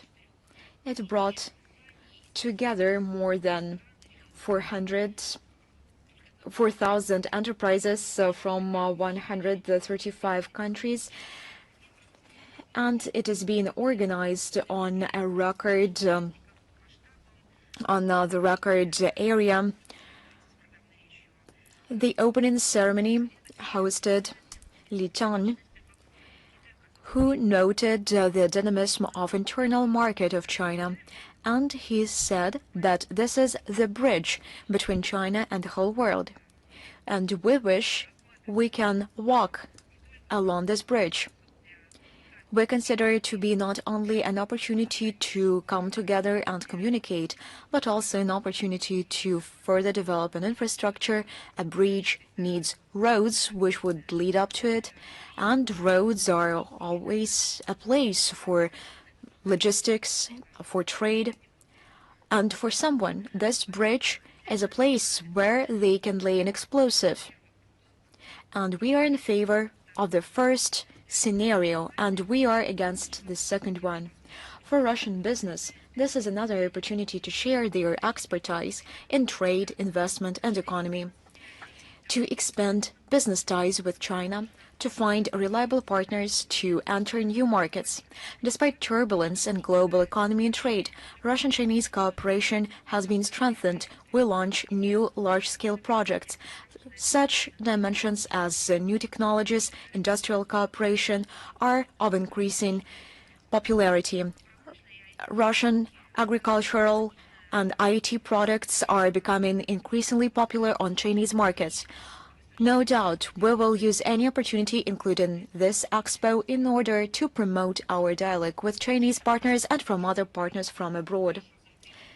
Just the other day, the United States announced the deployment of their troops in the Caribbean Sea under the pretext of fighting drug cartels. At the same time, they are modernizing their military bases in the Caribbean region. How could you comment on this? First and foremost, let us begin with the last part of the question, the Monroe Doctrine. The Monroe Doctrine is now cited not only by experts, but by non-experts as well. If we consider what has been going on in this direction, I have commented on this today as well, and we have commented on this on numerous occasions. Of course, we follow the situation, the developments in the southern part of the Caribbean. The situation is aggravating and thus becoming the matter of concern. In 2014, the zone proclaimed itself to be the zone of peace. Russia traditionally stands up in favor of independent and stable development of the Latin America and the Caribbean, the peaceful and civilized solution to all disputes, and we support the Venezuelan authorities in their goals. We are in close contact with our Venezuelan friends. Russia has always demonstrated solidarity with Venezuela. We are ready to respond to the concerns of Caracas. And the most important thing now, I will reiterate, is to refrain from escalation, to foster the constructive solution to all existing problems with respect of all international norms. And one more thing. Perhaps it would be a good thing for the United States in this turn of their historical development. They remembered that drug is an evil. The United States should remember and should ask itself a question: for the recent decades, who lobbied the spread of drugs and the legalization of drugs? Mentally, philosophically, theoretically, and practically, who made the American society accustomed to the so-called new normalcy, where drugs is a relief, a salvation from all misfortunes, from depression, a source of entertainment and leisure. Perhaps one should look for this very person, for those very criminals inside the American elites. Perhaps they should ask a question: who inside the country, inside the United States, lobbied for the spread of drugs and facilitates the spread of drugs? Who was engaged in those activities on international platforms for many years? Speaking on behalf of the United States, who were in favor of supplement therapy when people who had addiction to drugs were not supposed to be treated. And this policy was falsely criticized, and this addiction was not, and perhaps this should have been the initial point. And they should have paid a good deal of attention to this issue. When Russia, including on international platforms, has brought up these questions for some reason, those were the representatives of the Western communities. The United States criticized Russia for such an approach. And now they say that those were different authorities, different American representatives, but nevertheless they are U.S. citizens. They hold high-ranking positions. They are on board of directors of large companies. Perhaps we should ask them a question: how did it come that the cities of United States are now a venue for such a big number of drug addicts? They are doing it openly, and they are dying from drugs in the streets. Thank you very much. Thank you very much for your question. Ukraina.ru, are you with us? Good afternoon. I have 3 questions. My first question: Slovakia, Hungary, and Czech Republic are going to organize the so-called anti-Ukrainian coalition, allegedly understanding that the Brussels policy towards Moscow is dangerous. Could this coalition create the prerequisites for peace in Ukraine by way of the EU's departure from a harsh war policy? We have already given an answer to a similar question during our last briefing. Then your colleagues asked about Hungary. I will repeat our position. At present, there is no legally formalized union of the mentioned 3 European countries. There is only a coincidence of their interests on certain issues of the international agenda. Rather, it is only about the possible coordination of their efforts. Bratislava, Budapest, and Prague, in upholding their national interests in the face of constant pressure from the European bureaucracy and Washington, and so on. Let me reiterate, we appreciate the pragmatic approach of individual states to building a constructive dialogue with our country, the demonstration of sovereign approaches to principled international issues. It's a heroic deed in the modern world when it comes to domestic agenda and to principled international issues. My second question: how would you comment on the crisis in the British royal family around the situation, the scandal around King Charles' brother Prince Andrew, who was a friend with Epstein and participated in his orgies? This is a manifestation of the general crisis of the elites of the Western countries, which are becoming increasingly inadequate, isn't it? First and foremost, we do not comment on such questions, first and foremost on the basis of principle of non-interference into affairs of other states and following the norms of moral and ethics, and we will make no comments in this regard. But on the other hand, they themselves undermined this very ethics by lecturing us all the time on moral values and ethical values and norms, not merely lecturing us, but imposing their ideas and understanding in this regard. That is why my second point will be the following. I believe that you have already answered your own question when you cited concrete facts, not some vague ideas. And my third point: you mentioned European elites. Why only European elites? It is the case of ruling elites in the West.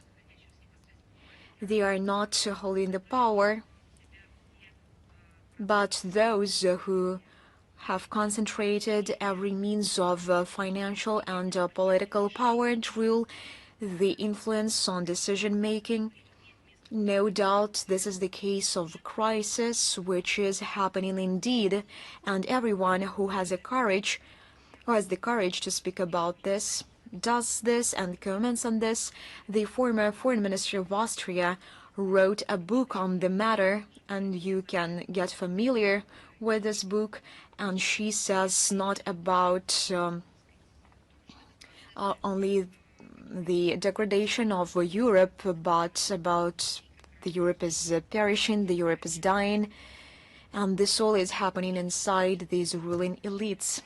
Besides all of this, we see on numerous occasions that people which are not fit for this position are coming to the power. They are demonstrating professional incompetence, a low level of general culture, ideological narrow-mindedness.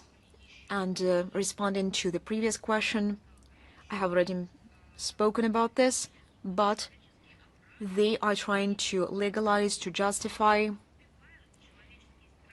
to praise the addictions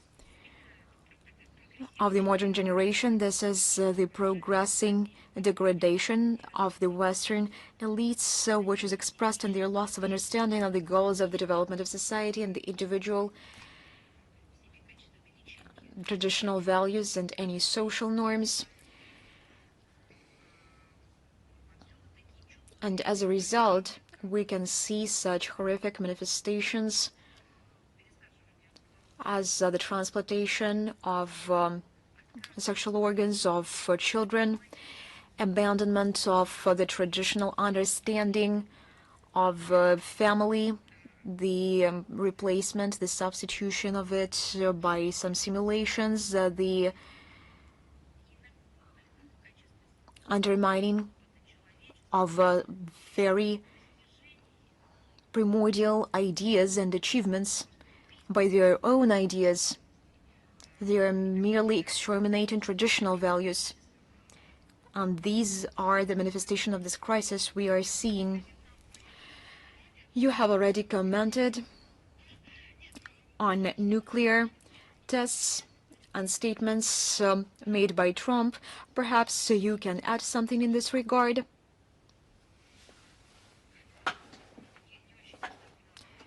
I did not quite understand this question. Please rephrase it.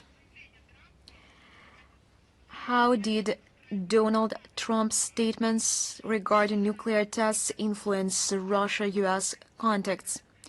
I have already given an answer to it. And the other day, the Security Council of Russia held a meeting, and the instruction voiced by President can be a response to your question as well. The relevant instructions were received by the Foreign Ministry, and the Foreign Ministry got down to implementing the task which was set by the leadership of Russia. Is News.ru with us? Good afternoon, Madam Zakharova. Following the report of the European Commission, how could you comment the exception of the European Commission on the torture in Ukrainian prisons? Why is it flourishing right now? I wouldn't speak about the global change in Europe or European Commission when it comes to Zelensky for one simple reason, that coming to light means that they weren't aware, not that they were, now they're aware. But I believe that the European Commission was aware. They tried to pretend like they were trying to build a world order in Ukraine with their standards. But in actuality, they were trying to instigate the escalation of this conflict. So it's probably some journalists, politicians, public officials who suddenly were made aware of this, who supposedly believed the narratives that were imposed on them, and now they understand what this has brought upon them. And I believe the people are now understanding of the Western European states when they've started to take note and see what the states have done when they've started raising the tariffs on electricity, and the electricity rates and bills have gone up, and new problems that they're facing. I believe in this case, this word could be used only in this case. As for the European Commission, we can't be sure about anything, and we can't use it with them, because for many years they were very much aware of what is happening in Ukraine, what Zelensky's clique was doing when they tried to eradicate anything that went against their ideology, including torture in prisons, and they still continue to mask and sponsor the Kiev terrorist regime, despite the growing complaints for Ukrainian authorities, including the European Human Rights Court, including illegal arrests. The representatives continue their titanic efforts in order to hide the crimes of the Kiev regime sponsored by Europe. And another European Commission report, when it comes to hypothetical EU membership of Ukraine that you're referring to, is another effort to distort the reality and to paint the picture of tortures in prisons just a singular nature. And this was the ideals of Europe are presenting some kind of guarantees that are obvious just to them in order to present a positive outlook for the future. Other than that, Commission is being very careful when picking words to describe the human rights situation in Ukraine, including the current lawlessness. They use different phrases in order to take objective look at the situation. You just need a couple examples, and we always show them, but I can share them with you right now. The European Commission, according to them, in Ukraine, there are rare violations, such as threats, when it comes to religious matters. So, how could they possibly have said that? Do they refuse to see legal persecution of the servants of the Ukrainian church, or seizures of churches, or the discriminatory systems? Any kind of actions. The images are made public, how the church servicemen are behind bars, or they're in courts during the hearings trying to justify something they should never have to answer for. There are images of shillings of churches. How people are not being allowed to enter the church. How they're carrying out holy relics. Or they're replacing holy sites. They're replacing the symbols that was present there for decades, for centuries. It's like they refuse to see it. And the real mocking of the human rights are the recommendations of the Kiev regime to implement steps on creating mechanisms of legal denial according to international standards of providing the freedom of conscience and religious beliefs. How could this even be? When you let fox into the Henley, it's like trying to read a tractate on the rights of chickens. Do you understand how ridiculous it is? It's kind of a similar story. Not just that, asking whether the fox has learned the lesson, and without making sure, just opening the gates. But the more the merrier. Rights of ethnical, linguistic, or religious minorities, as it states, were apparently respected. About linguistic minorities, overall the rights were respected. Overall, Zelensky speaks Russian at home, so you could say that the president supports the multi-linguistic situation that is guaranteed by the laws of the country. I believe that is their logic.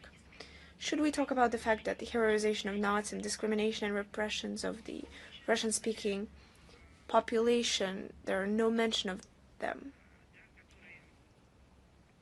And nor do they notice what is being done by these hunters.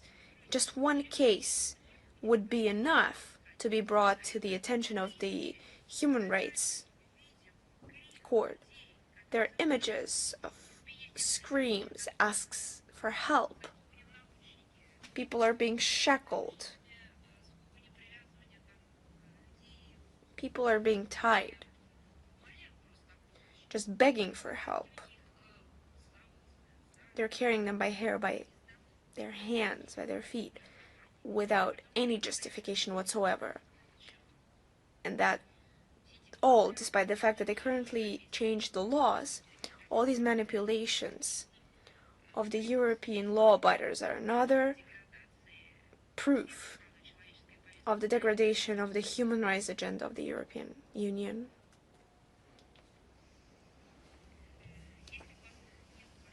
If you have no further questions, thank you. Moving on. Is Bolt News with us? Yes, good afternoon, Madam Zakharova. Thank you so much for a chance to ask the question. The Baltic states Russian media are systematically blocked and citizens are deprived of the opportunity to study alternative information. Can we say that it is Latvia, Lithuania, and Estonia that are flagships among Western countries? How should Russia fight this issue? Latvia, Lithuania, and Estonia are among the enemy states of Russia who try to follow the course to aggravate the offense against our country. They try to cleanse their space of any Russian information resources. They not only censor our media, but also independent media, tighten repression against free-thinking journalists. Even sympathy for Russia is now a criminal offense. Anti-Russian propaganda is flourishing, and part of which is the so-called cancellation of the Russian language and culture. You see the terms that they're using. And yes, this is a flagrant process of trying to turn these countries into police regimes of the neo-Nazi kind. The proof of that is the total Russophobia. Thank you so much. Thank you. Is Al-Maidin with us? Madam Zakharova, good afternoon. the Lebanese mass media had information that the Russian Foreign Ministry, that Russia allegedly warned Lebanon about possible threats from Israel. How would you assess this information? I cannot assess it because I wasn't made aware of it. I am aware of many speculations, but I don't consider it necessary to comment on that. Russia's support maintains contact both with Israeli officials and the Lebanese officials, and during these contacts we discussed the difficult situation on the border between these countries and other issues. And of course we're very concerned that there are more and more reports of the violations of Israel, of the ceasefire agreements that entered into force in November 2024. And we have presented our principal position of avoiding any steps that could lead to the escalation of violence, a new resurgence of the conflict, and when maintaining contacts with our regional authorities, we will continue contributing efforts towards the long-standing, sustainable stabilization in Israel, Lebanon, and Middle East as a whole. Thank you. Thank you. Is Newsfront with us? Yes. Good afternoon, Madam Zakharova. Just one question. How could you contact on the plans of the German concern Rheinmetall to build a large gunpowder and ammunition plant in Bulgaria? I believe everyone saw how on October 28th in Sofia, in the presence of the top political leadership of Bulgaria, a contract was signed between the state military industrial enterprise Wazovsky Machinery Zavod and the German concern Rheinmetall on the construction of the largest gunpowder and ammunition plant on the Bulgarian territory. This is yet another act on shifting European economies to a war footing. Can you imagine? Earlier, our citizens would align Sopot with culture, with songs, with competitions, right? There was a competition in Sopot, a festival that was held there. Now the city, for our country, will have a different association and far from music. And a characteristic episode was the tour of the President of the European Commission, Madame von der Leyen, to a number of frontline, as they were classified in Brussels, EU states, including Bulgaria, at the end of August, beginning of September this year. At the time, she unequivocally demanded an increase in military spending and an expansion of military technical production. Of course, for a clear goal, the confrontation with Russia, which has long turned into an obsession or a mania for Euro bureaucrats. And it was a convenient way to hide the disastrous results of economic and social policy, the inability to get to grips with solving systematic problems at home. It's just nothing but a veil to draw away the attention of the failing policy of Brussels in the Euro integration track. When the European Union used to be European Economic Council, this organization helped citizens to survive, and right now they're preventing them from leaving.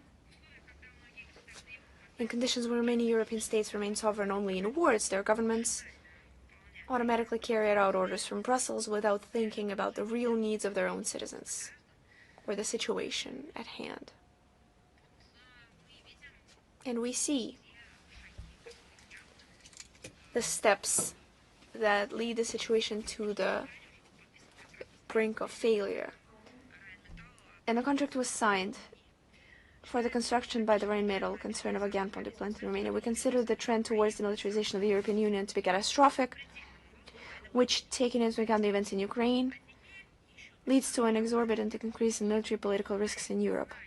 And also, any lack of understanding of history of their own people, of their own history, of their own states, of the 20th century. They fully rewrote history, turned their population into zombies, canceled the culture of reading, understanding of historic documents, have demolished any monuments, have made up documents distorting the historic events. And here's where they get the opportunity to manipulate the people and paint demilitarization as strife for peace. Ordinary Bulgarians, despite the policy of the authorities for the most part soberly assess the situation, are by no means eager for their country to be turned into a frontline state. I'd like to reiterate, this is the term that has been imposed by Brussels. Patriotic forces in Bulgaria are protesting against placement of new arms systems, and they are emphasizing that this will no longer improve the unfavorable economic situation. However, Bulgarian people have a good historical memory. Western advisors have more than once drawn them into military misadventures that turned into great trouble, as I have already said, and the example of the 20th century, the 30s and the 40s should never be forgotten. And despite the irresponsible behavior of politicians, the Bulgarian people, with their inherent common sense and love of freedom, I believe, and the respect for the true interests of their homeland, and well-being and prosperity of Bulgaria were won and were achieved at a heavy cost. They paid a high price for that, and that is why should they now be succumb to the lies carried out by someone? Rudolph, are you with us? Maria Zakharova. I have three questions. My first question is, Kurdistan Workers' Party have withdrawn their fighters from Turkey to Kurdistan region in northern of Iraq. How does Russia see this step for forwarding peace process in Turkey? Also, how do you think this step will contribute to peace in Syria? Россия выступает в поддержку политическую. Russia supports the political settlement of the existing problems and welcomes the corresponding efforts to the parties. We proceed for the need to ensure peace and stability both in individual countries and in the entire multinational and multi-confessional region. The question is that, as Russia, have you made any contract with Syria to sell them oil and natural gas? What's the cost agreed on per barrel? Между нашими странами. Between our states, if we speak about Russia and Syria, we have official contacts at all levels, and we are satisfied that they have recently acquired an intensive character during the talks held on October 15th of this year in Moscow between the President of the Russian Federation and the President of Syria. A mutual intention was confirmed to restart the entire complex of bilateral ties in the new conditions, including the activation of the work of the Permanent Russian-Syrian Commission on Trade, Economic and Scientific Technical Cooperation. The dialogue between Russia and Syria continues its agenda. And I would like to say the agenda covers a wide range of issues of bilateral cooperation, including in the oil and gas sector. Specific parameters and particular financial aspects are discussed through the channels of relevant agencies and experts. Last question is that we are going to have a parliamentary election in Iraq on November 11th. How do you see Iraq and forming a strong government? Предстоящий 11 ноября очередной. The upcoming regular parliamentary elections in Iraq on November 11 are an important stage in the political life of this country, and this is exactly how the Iraqis themselves assess them.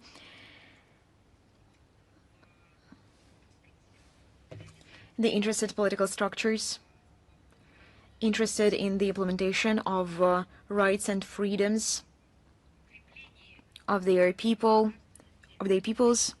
of strengthening the statehood of their own state, And this is how they are assessed by the interested political structures which are now actively participating in the election campaign. We wish our Iraqi friends a successful organization of the elections and the implementation of the expression of the will of their peoples and the formation of a new government based on its results.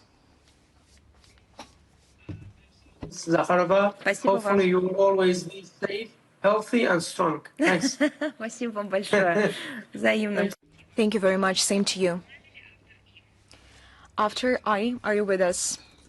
Good afternoon. I'm Ruslan Pankratov. We have two questions. Russia is actively winning sympathies in the countries of Africa, the Middle East, and Latin America.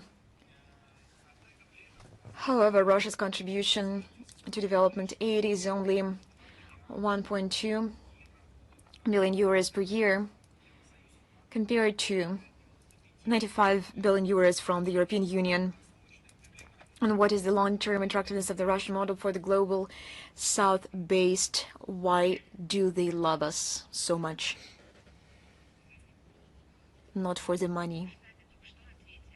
You have already answered to the question, not for the money.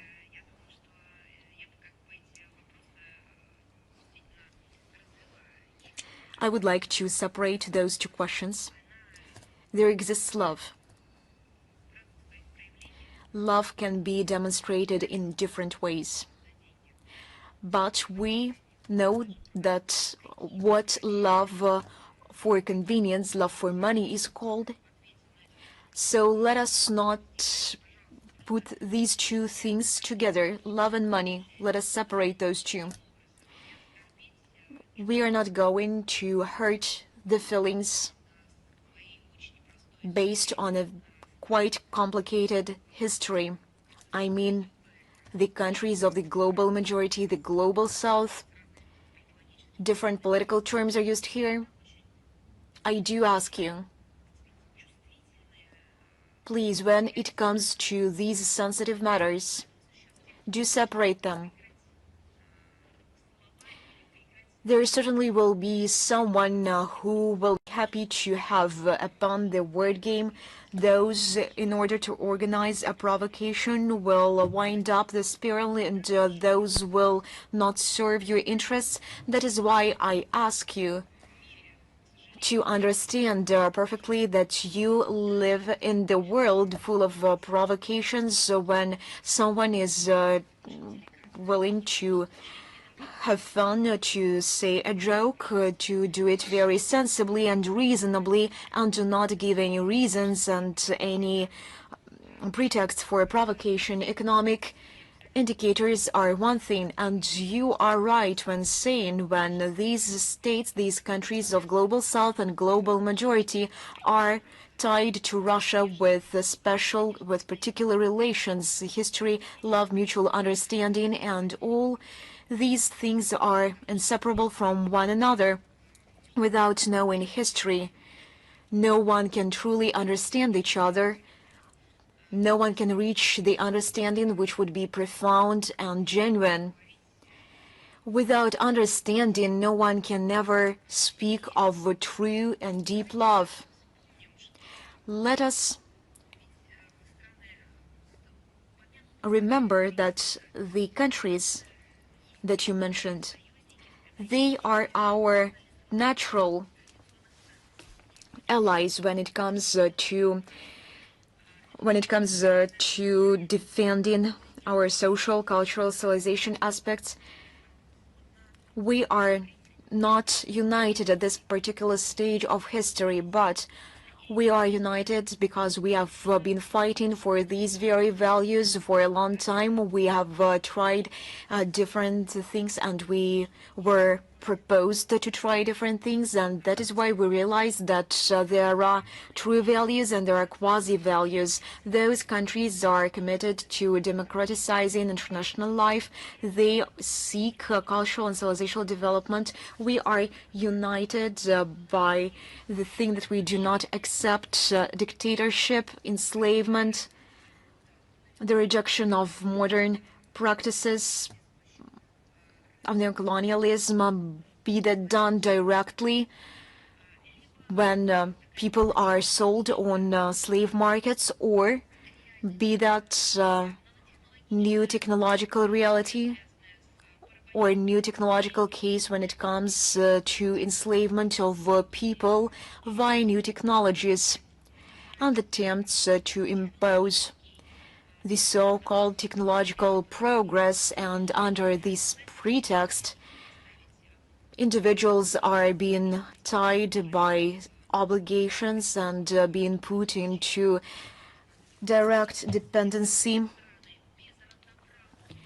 without equal access to new technologies and with no regard to the particular aspects of our historical development. We are united by the fact that we do not accept this. This is all based on our historical past and our mutual support. We do see huge potential for expanding interaction with the states of the global south, in particular with those who, like us, are subjected to systematic pressure from states with unfriendly governments. So for us, when it comes to practical cooperation, it is trade, finance, high technologies, security. You were right in saying when someone is proposing something bigger, but for us, equality is important. Take a look at investment, take a look at the aid which is being offered by the West, and quite often it comes back through this diverse structure and system of funds and companies. They allocate funds, but eventually these are Western companies and enterprises who benefit from that. And this enriches the Western countries and not the peoples living and residing on particular territories of the region you have mentioned. Also, I would like to remind you that behind political term global majority and the global south, this is not mere a wording, this is not a monolithic community which is constituent of some particular titles and names. Those states are not homogeneous in political, economic, social, cultural, and civilizational aspects. This is a life fabric of contacts, developments, and